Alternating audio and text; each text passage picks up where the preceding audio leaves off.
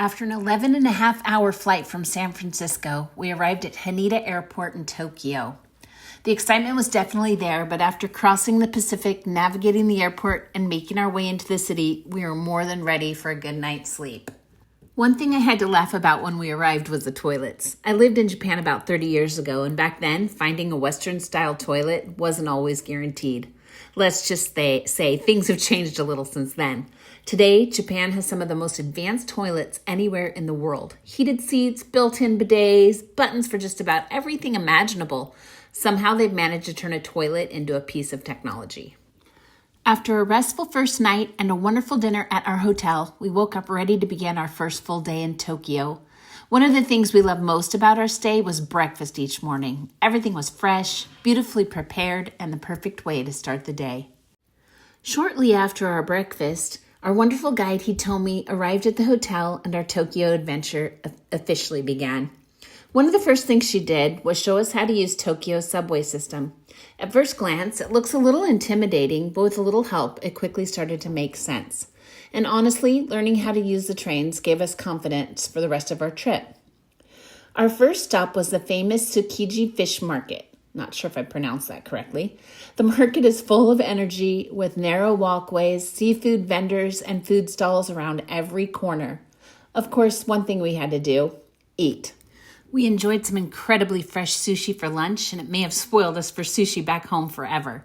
We even tried sake, which was surprisingly delicious. From there, we headed to one of Tokyo's beautiful shrine areas, Meiji Shrine.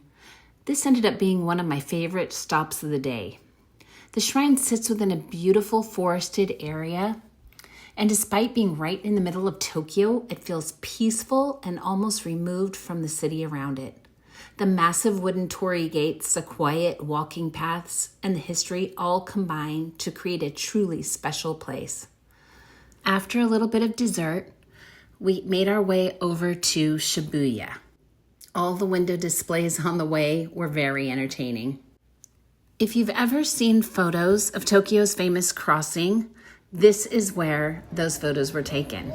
People crossing from every direction, giant video screens overhead, and enough activity to keep you people watching all day long.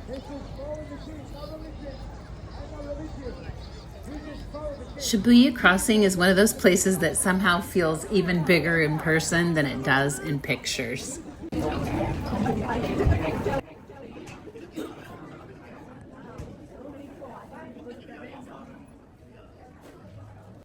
From there, it was off to Akihabara to purchase Pokémon cards and memorabilia for the grandkids. Hitomi took us back to the Asakusa district and left us at the gates of Senso-ji Temple. As we made our way through the bustling Nakamise shopping street toward the temple, it felt like stepping into another era.